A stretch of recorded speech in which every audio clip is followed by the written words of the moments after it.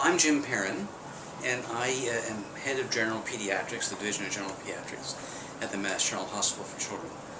And one of the reasons we're talking today is I'm also one of the two nominees for the presidency of the American Academy of Pediatrics this year.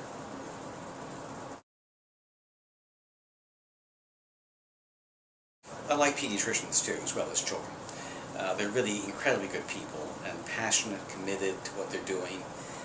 I've done a lot of work with the Academy over many years, including work on policy related to children with disabilities, other federal policies. I've done a lot of work around genetics with the Academy, and a lot of work with mental health conditions and the growing rates of mental health conditions, and what can pediatricians do about that.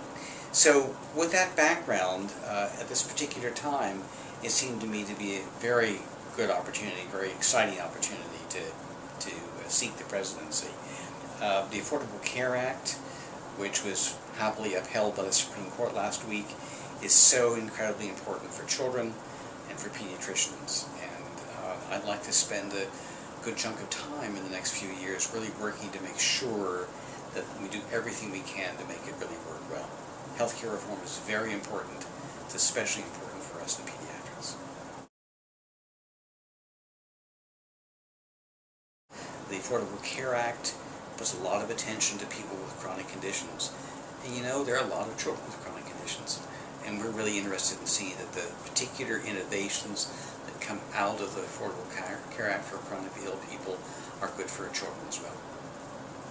I'm also interested in really building our abilities to deal with increasing diversity in both children and in the pediatric workforce. When I was a young doctor, there were very few women in pediatrics. I married one of them, and it's really marvelous to see the diversity that's grown in the pediatric profession in the last 40 years' time.